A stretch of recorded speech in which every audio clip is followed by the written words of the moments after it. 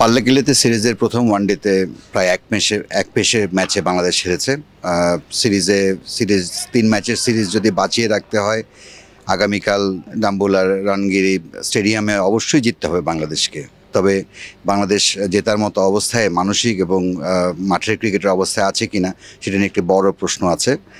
Because Bangladesh গল টেস্টের পর থেকেই একটা মানে পুরো দলের ক্রিকেটের মান ক্রমাগত নিচের দিকে যাচ্ছে, যে মাঠের ক্রিকেট দেখে মনে হচ্ছে না যে এই দলটি জিততে পারে। যদিও বাংলাদেশ যে মানের ক্রিকেট খেলছে সবাই বিশ্বাস করে, টিম ম্যানেজমেন্ট বিশ্বাস করে, খেলোয়াড়রা তো অবশ্যই বিশ্বাস করেন যে তারা এর চাইতে ভালো দল, কিন্তু পুরো দলের বডি ল্যাঙ্গুয়েজ দেখে মনে হচ্ছে তারা মাঠে নামার আগে হেরে যাচ্ছেন।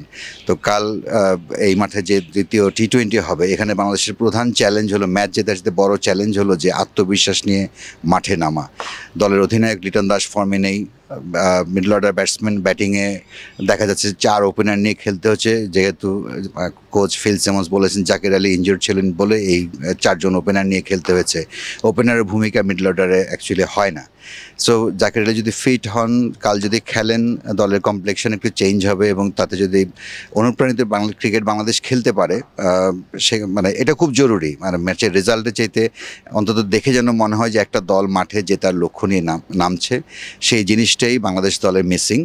আসার কথা যে এই মাঠে বাংলাদেশের সাদা বলে ভালো স্মৃতি আছে, যদিও সেটা ওয়ানডে ম্যাচ। 2017 সালে সবশেষ সাক্ষাৎটি অবশ্য বৃষ্টির কারণে পুরো ম্যাচ হয়নি, বাট যদি রেজাল্ট ধরি, শেষ ম্যাচ যে ম্যাচে রেজাল্ট হয়েছিল এই মাঠে, বাংলাদেশ ওয়ানডেতে সেই ম্যাচে শ্রীলঙ্কাকে হারিয়েছিল। তো ইতিহাস থেকে অনুপ্রেরণা নেওয়া যায়, বাট বাংলাদেশ দল, আমি যেটা বলছিলাম যে গত কিছুদিন ধরে যে ক্রিকেট খেলছে শ্রীলঙ্কায়, যে শরীরী ভাষা দেখা যাচ্ছে এবং ব্যক্তিগত নৈপুণ্যের যে ঘাটতি দেখা যাচ্ছে এবং দলীয় নৈপুণ্য, বাংলাদেশ সবসময় টিম হিসেবে যেতে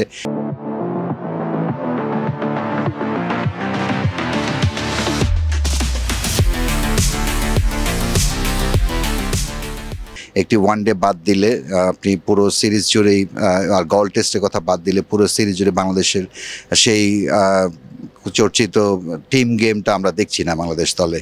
সেটা হতে পারে যে প্রত্যেকটা ইন্ডিভিজুয়ালি কম বেশি বাজে সময়ের মধ্যে দিয়ে যাচ্ছেন। বিশেষ করে টি-20 অধিনায়ক লিটন দাস, তিনি ফর্মে নেই সাদা বলে। বিশেষ করে প্রথম ম্যাচে তাকে খুব নার্ভাস দেখিয়েছে এবং সেটি কোচ ফিল সিমন্সও বলেছেন যে অফ ফর্মের কিছুটা চাপ তো অবশ্যই আছে অধিনায়কের ওপর। তো এটা একটা বড় সুযোগ তার জন্য যে একটু খোলা মনে ক্রিকেট খেলা। ফর্ম ব্যাটসম্যানের থাকে, আবার চলে যায়, আবার ফিরে আসে, সেটা কিন্তু ব্যাটসম্যানকেই ফিরিয়ে আনতে হয়। কিন্তু এভাবে চিন্তাগ্রস্ত বা চাপ নিয়ে নিলে সেই ব্যাটসম্যানের পক্ষে বা সেই খেলোয়াড়ের পক্ষে বাজে ফর্ম থেকে আবার সুসময় ফেরা খুব কঠিন হয়। সো কালকে আমরা একটা জিনিসই প্রত্যাশা করতে পারি যে বাংলাদেশের সব ব্যাটসম্যান মন খুলে ক্রিকেট খেলবেন। টি-20 ম্যাচ অত্যন্ত দ্রুতগতির ম্যাচ, এখানে দুশ্চিন্তাগ্রস্ত হয়ে নিজেকে গুটিয়ে রেখে ক্রিকেট খেলা যায় না। সেটা আমরা পাল্লাকিল্লির প্রথম টি-20 দেখেছি যে তানজিদ তামিম এবং শুরুতে আউট হয়ে গেল পারভেজ হোসেনকে ভালো শুরু দেওয়ার পরও মিডল অর্ডারে প্রত্যেককে মনে হচ্ছে আস্থাহীনতায় ভুগছেন। নিজের ওপর আস্থাহীনতায় ভোগার কারণে মিডল ওভারগুলোতে অনেক কম রান হয়েছে, যেখানে বাংলাদেশ আর প্রতিযোগিতা করতেই পারেনি। সেই সঙ্গে বোলারদের কথাও কোচ বলেছেন, প্রথম টি-20তে ব্যাটিং পাওয়ার প্লেতে শ্রীলঙ্কা 78 রান তুলে নিয়েছিল, খুবই দুশ্চিন্তার জায়গায় সেখানে বাংলাদেশ 46 রান করেছিল। সো এই ছোট ছোট ডিফারেন্সগুলো যদি না কমাতে পারে, কালকে ফল বাংলাদেশের জন্য পক্ষে নেওয়া বাংলাদেশের জন্য কঠিন হবে।